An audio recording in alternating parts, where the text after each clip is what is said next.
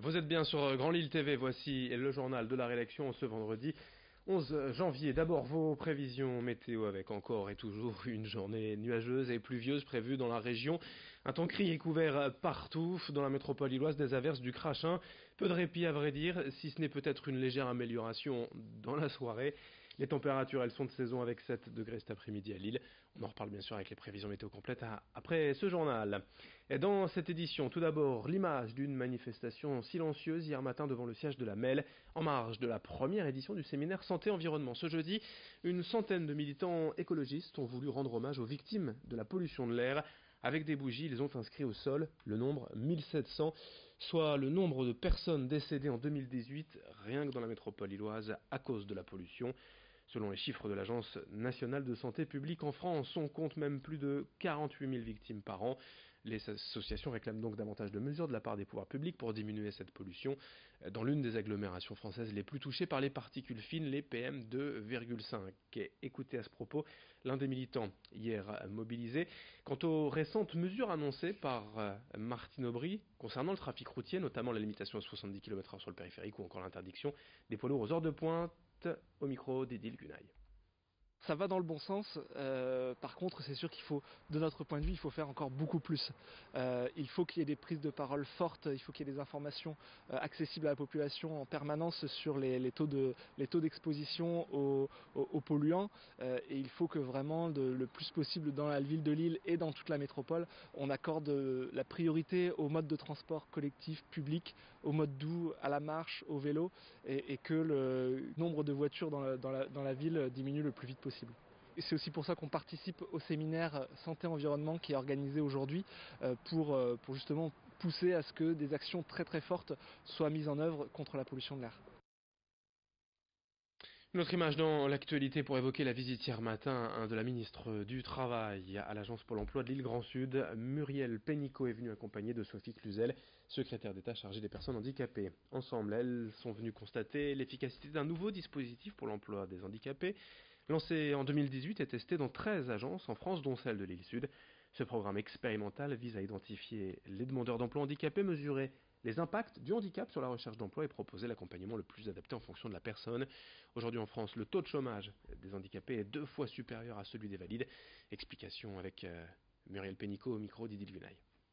500 000 demandeurs d'emploi, des ruptures de parcours de formation, une école inclusive qui monte en puissance, mais donc on part de très très loin. Donc un problème de qualification à la base et un problème aussi souvent pas de possibilité de maintien dans l'emploi quand le handicap s'avère dans l'entreprise. Donc là aussi on a une énorme marge de manœuvre d'amélioration. Il faut qu'on puisse travailler à ne pas aller vers cette rupture de travail, cette inaptitude, cette désinsertion professionnelle. Parce que sinon c'est la dégringolade. Donc il faut qu'on travaille aussi en amont dans le maintien dans l'emploi et c'est ce que ce réseau Cap Emploi, Samet et Pôle Emploi fait aussi, le maintien dans l'emploi. Dans le reste de cette édition, une nouvelle idée pour réduire nos déchets, notamment ceux des restaurants, les épluchures, coquilles d'œufs ou restes de café. À Roubaix et Tourcoing, depuis plusieurs semaines, 2 vélos récupèrent chaque semaine ces déchets organiques pour en faire du compost. Claire et Sarah font partie de l'association Composto. 2 fois par semaine, elles vont ainsi dans les restaurants participants pour récupérer les seaux dans lesquels les cuisiniers déposent les déchets organiques. Elles ne prennent pas les restes des repas. Puis, elles vont déposer ces seaux dans des zones de compostage collectif.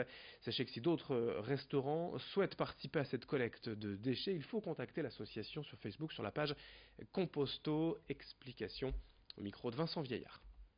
En ce moment, on a 7 restaurants et du coup, on collecte les biodéchets, on échange des bioseaux propres contre des bioseaux remplis et on vient les amener en fait ici dans des zones de compostage où on s'occupe de notre petit compost. Voilà, et une fois qu'on a ramené les biodéchets sur la zone de compostage, eh bien, il faut qu'on les recoupe parfois, il faut qu'on les trie parce que des fois il y a par exemple des petites étiquettes en plastique sur les fruits, ben voilà, il faut qu'on les enlève. Et puis ensuite on a tout le travail de brassage, d'aération, à faire au niveau du composteur.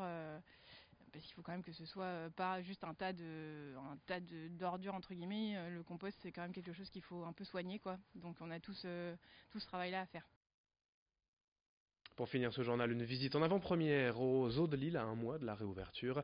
Le 9 février, le premier samedi des vacances scolaires, le parc sortira de sa torpeur hivernale et tout sera prêt pour accueillir de nouveau les visiteurs. Chaque hiver, le zoo profite du calme pour faire quelques aménagements, prendre soin des animaux les plus fragiles. Certaines espèces sont particulièrement surveillées, comme les rhinocéros blancs, les zèbres ou certains primates. Des lampes chauffantes sont ainsi installées dans leurs enclos. Pour 2019, assez peu de travaux d'envergure et de nouvelles arrivées, car il y en a déjà eu beaucoup ces 2 dernières années, avec environ une cinquantaine de nouvelles espèces. On fait le point sur cette période hivernale aux eaux de l'île avec le responsable scientifique et médiation, au micro de Nicolas Lebrun. Alors la période de fermeture pour nous c'est toujours un moment pour remettre tout le zoo en état, pour accueillir de nouvelles espèces, pour faire des aménagements dans les enclos, pour faire partir certains individus et puis pour réouvrir avec un zoo tout propre pour nos visiteurs en février. L'idée c'était vraiment d'installer très bien toutes les espèces qui sont arrivées, il y en a eu beaucoup ces 2 dernières années. Donc finir tous ces aménagements d'enclos, finir de mettre les animaux qui doivent l'être en situation de reproduction. Donc c'est-à-dire les animaux isolés, faire venir un partenaire du sexe opposé ou des groupes, installer des nids pour les oiseaux.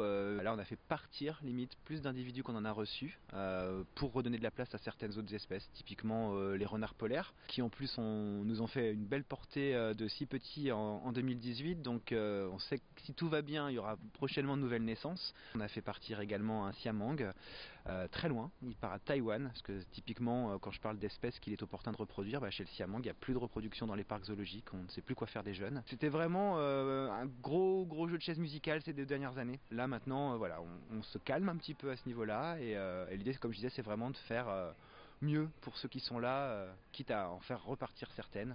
On se stabilise sur une centaine d'espèces au niveau de la collection animale.